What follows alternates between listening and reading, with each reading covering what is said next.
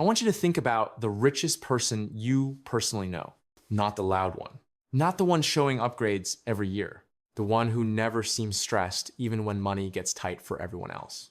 Now, here's the uncomfortable truth. If you copied their job, their income, even their education, you probably still wouldn't end up where they are.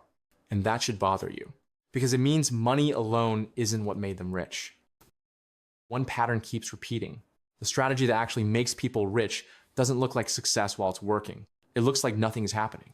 I've seen people double their income and quietly destroy their future. I've seen others with average salaries build a level of control that makes money problems irrelevant. Same economy, same rules, very different outcomes. Here's the illusion most people never question. They think earning more money automatically moves them forward. They believe the next raise, the next promotion, the next number will finally fix everything. It doesn't. Someone gets a raise, they move into a nicer place. They upgrade their car. They increase convenience. From the outside, it looks like progress. 6 months later, the stress is back. Not because they don't make enough, but because the moment money increased, life expanded to absorb it. If your income rises and your lifestyle rises with it, you didn't progress. You just made your life more expensive. Most people don't notice this because spending feels productive. Upgrading feels earned. Looking successful feels reassuring. And because it feels good, nobody questions it. But wealth isn't built by how much money flows through your hands. It's built by how much stops flowing. There's one number almost nobody tracks. Not salary, not net worth. The gap, the space between what comes in and what goes out. If you earn $70,000 and spend $60,000, your gap is $10,000. That gap isn't extra money, it's leverage. Now look at someone earning $150,000 who spends $145,000. They earn far more, but they're more fragile. One surprise and everything shakes. That's not opinion, that's math. This is why high-income people often feel the most trapped. They didn't build wealth, they built obligations. The strategy behind every rich person starts with a decision most people never consciously make. They decide that income growth and lifestyle growth are not linked, not temporarily, forever. When income increases, their lifestyle stays boring. Same rent, same car, same habits, not because they lack ambition, because they understand leverage. Money has two jobs. One is obvious. The other is invisible. The obvious job is buying comfort. The invisible job is buying distance. Distance from panic. Distance from bad decisions. Distance from needing money to behave. Most people spend new money immediately. Rich people delay. And delay is where control begins. Here's the part that breaks most people. This strategy makes you look unchanged for a long time. While others upgrade, you don't. While others celebrate raises, you stay flat. While others look successful, you look average. And that's where pride steps in. People don't quit because the strategy fails. They quit because they don't want to look behind. They release the pressure early. They spend it. They feel relief, and then they're right back where they started. The people who actually get rich do the opposite. They sit in the discomfort. They let the pressure build. They accept looking boring long enough for boring to turn into power. That's why most people never notice the strategy behind every rich person, because it doesn't look like success until it suddenly looks inevitable. Here's where most people don't realize they've already lost. Not because they made a terrible decision, but because they made a reasonable one. Reasonable decisions destroy more wealth than reckless ones ever will. Once people understand the idea of holding their lifestyle steady, they think the hard part is over. It isn't.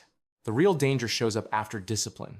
At first, restraint feels necessary. You're careful because you have to be. Money is tight, mistakes hurt. So you stay focused. Then income rises, not dramatically, just enough to breathe. And that's when the most dangerous thought appears. You've earned this. This is the reward trap. It doesn't sound reckless. It sounds fair. You worked hard. You sacrificed. You didn't upgrade when you could have. So why not now? Here's why. Because the moment spending becomes a reward, it stops being a choice. It becomes identity. You don't buy the nicer place because you need it. You buy it because it confirms something about who you are now. You don't upgrade the car because the old one failed.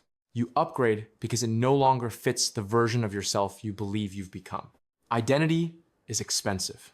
And once money starts funding identity, discipline collapses quietly. This is how people sabotage years of progress without realizing it. They don't blow everything up. They reset the baseline. One upgrade becomes the new normal.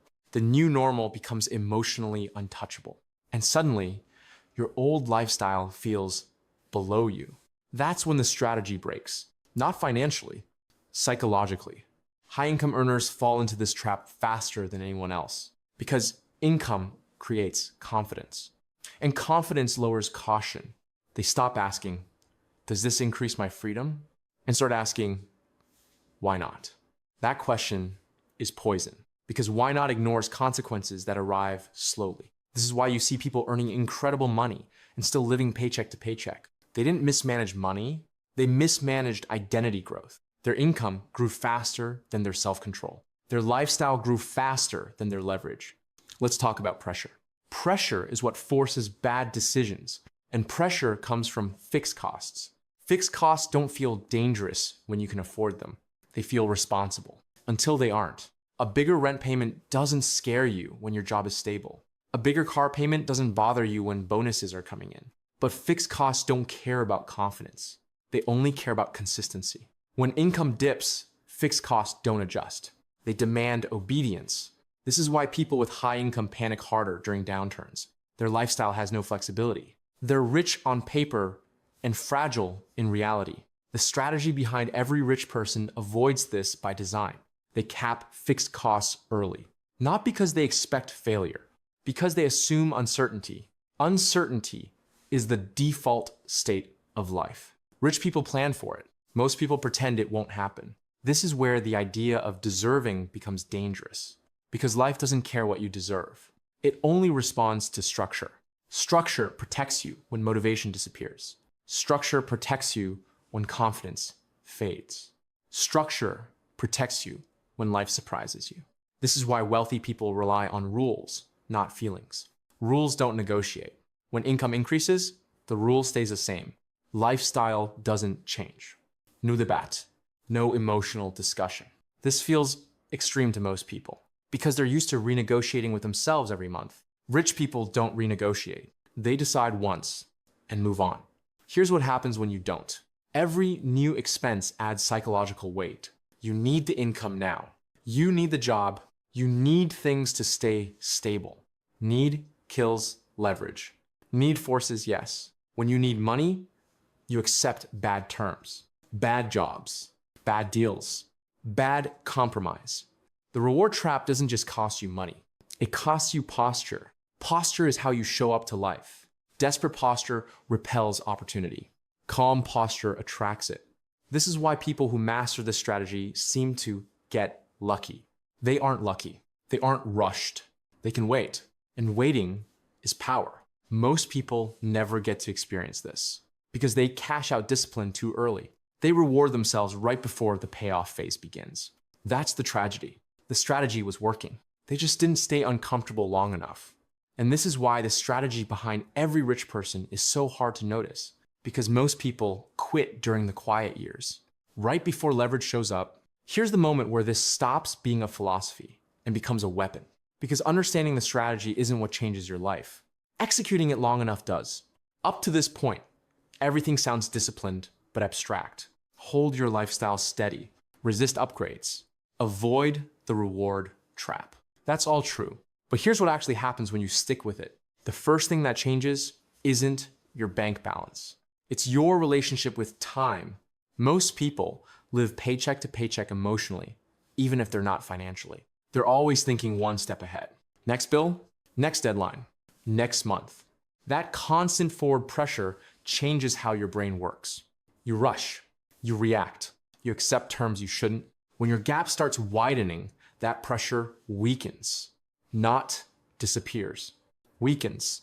And that small reduction in pressure changes everything. You stop making decisions just to survive the next 30 days. You stop optimizing for short-term relief. You start seeing options, Options are the first real sign the strategy is working, not money. When your expenses are controlled and your margin is growing, something subtle happens. You don't need your next paycheck the same way. That doesn't mean you don't want it. It means you're not dependent on it. Dependence is invisible until it loosens. And when it loosens, you feel it immediately. You push back a little more at work. You say no to things that don't make sense. You stop tolerating bad deals just because they pay. That's leverage. Leverage is not about having money. It's about not needing money right now. Most people misunderstand leverage completely. They think leverage is loans, credit, and risk. That's financial leverage. What actually matters is personal leverage. Personal leverage comes from margin. Margin comes from keeping your life cheaper than your income. And keeping it that way as income grows, this is where the math quietly starts doing its job. And it's brutal if you ignore it. Every life has a cost, a number, what it takes to exist without stress. If your life costs $40,000 a year, your freedom number is relatively low. If your life costs $80,000 a year, your freedom number doubles. Most people never calculate this. They just let the number rise silently. Here's what that means in real terms. If you keep your lifestyle at $40,000, while your income rises, your target stays fixed. But if your lifestyle rises to $80,000, you just double the distance to freedom. Not because you failed, because you upgraded. This is why high earners often retire later than moderate earners. They kept raising the finish line while running faster. People assume the problem is insufficient income. It isn't. It's a moving target. The strategy behind every rich person keeps the target still and attacks it relentlessly.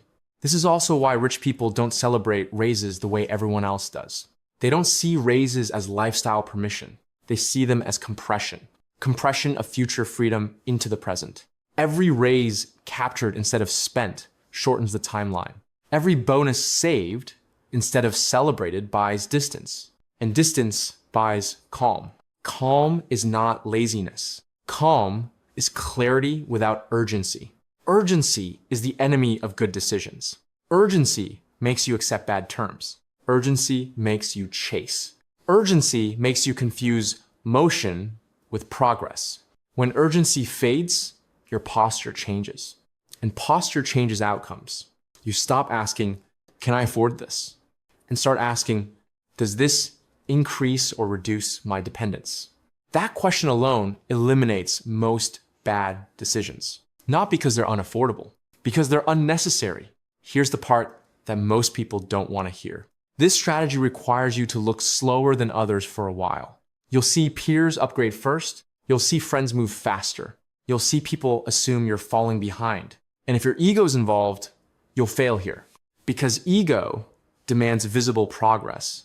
And this strategy hides progress by design. Most people would rather look successful than become independent. That's the trade. There's no moral judgment here, just consequences. If you choose visible upgrades, you get validation now. If you choose restraint, you get freedom later. You can't maximize both. This is where rich people make a different choice. Not because they're better, because they're patient. They delay gratification long enough for compounding to kick in. Not just financial compounding, psychological compounding. Confidence compounds. Calm compounds. Options compound. Eventually, something important happens. Your investments start contributing. Your savings start buffering. Your gap starts feeding itself. This is where the machine becomes self-sustaining. Not overnight, gradually. You stop feeling like you're pushing a boulder uphill. The system starts helping you. And once that happens, the hardest part is already over. Because now the strategy has momentum. This is why people who finish this process never go back. Not because they're afraid to spend, but because they understand what spending actually costs. It costs leverage. It costs optionality. It costs time. Time is the real prize here, not money. Money is just the conversion tool. When your gap grows, you're not just saving dollars. You're buying days, weeks, years. Years where you don't have to tolerate things you hate. Years where you can take risks. Years where your life belongs to you again. Most people never get this far because they spent the margin too early. They cashed out discipline for comfort, and comfort quietly stole their future. This is why the strategy behind every rich person is so hard to see. It doesn't look like ambition. It looks like restraint. Here's the part nobody prepares you for. Not because it's complicated, but because it forces you to stop lying to yourself. By now, the strategy should be clear, not emotionally comfortable, but logically unavoidable. And yet, this is exactly where most people still fail. Not at the start, not in the middle, at the lock. The lock is the moment where you decide this is no longer an experiment. It's no longer, I'll try this for a year. It's no longer until things stabilize. It becomes permanent. Most people want the benefits of discipline without the permanence of rules. That doesn't work because the moment life improves, emotions come back and emotions renegotiate everything. Rich people don't rely on motivation. They rely on structure. Structure means you decide once and stop debating. Lifestyle doesn't automatically increase with income. New money doesn't touch daily life. Upgrades are intentional, not emotional. Those rules don't change when you're excited. They don't change when you're tired. They don't change when you feel you deserve it. This is where the strategy becomes unbreakable. Not because you're stronger, because the system no longer asks for strength. Most people fail because they keep redeciding every month, every raise, every bonus. They negotiate with themselves endlessly, and eventually they lose. Rich people remove the negotiation. They decide early, and they let time do the rest. Now let's talk about the cost, because this strategy is not free. And pretending it is sets people up for disappointment. The cost is social discomfort. You will look slower. You will look less impressive. You will watch people assume you're not progressing. Friends will upgrade first. Colleagues will level up visibly. People will talk about things you chose not to buy. And if you need validation, this strategy will hurt you because it withholds it. But here's what most people don't understand. Validation is expensive, not just financially, psychologically. Validation pulls you into comparison. Comparison pulls you into spending. Spending pulls you back into dependence. That loop is why so many people feel trapped despite doing everything right. They didn't do anything wrong. They just optimized for the wrong scoreboard. Rich people don't optimize for appearance. They optimize for independence. Independence doesn't show up on Instagram. It shows up in posture. It shows up in how you handle stress, in how you negotiate, in what you tolerate and what you don't. When your gap is wide and your life is simple, you don't rush. You don't grab the first opportunity. You don't panic at uncertainty. You wait. And waiting changes outcomes. Waiting lets bad options disappear on their own. Waiting lets better options reveal themselves. Waiting is only possible when you're not under pressure. Pressure is the real enemy here, not low income. Most people aren't poor. They're overcommitted. Too many fixed costs, too many obligations, too much identity tied to spending. This is why one bad month breaks people. Not because they failed, because they had no margin. Margin is the quiet hero of this entire strategy. Margin buys time. Margin buys calm. Margin buys choice. And choice is the real definition of wealth. Let's talk about the final shift, the one that separates people who understand this intellectually from people who live it. At some point, you stop thinking of money as something you accumulate. You start thinking of it as something you convert. You convert income into margin. You convert margin into leverage. You convert leverage into time. Time is the prize, not money. Money just happens to be the cleanest way to buy it. When you understand this, your decisions change permanently. You stop asking, how does this make me look? And start asking, how does this change my future freedom? That single question makes most purchases irrelevant. Not because they're bad, because they're distractions.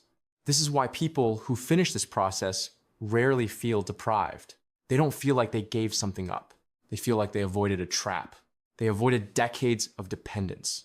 They avoided working longer than necessary. They avoided trading their time for appearances. And here's the part nobody tells you. Once you reach this state, you don't feel the urge to flex anymore, because flexing is usually insecurity in disguise. Calm people don't need to prove anything.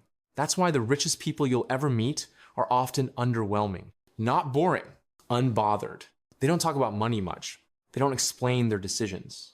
They don't defend their choices. They don't need to. They already won. Not because they're special, but because they noticed the strategy early and stayed with it longer than most people were willing to. That's the final truth. The strategy behind every rich person isn't complex. It's not secret. It's not exclusive. It's just quiet discipline applied consistently, while everyone else is chasing noise. Most people never notice it while it's working. They only notice it at the end. When the pressure is gone, when the urgency is gone, when the freedom is already locked in, and by then, copying it doesn't help. Because the only thing that made it work was time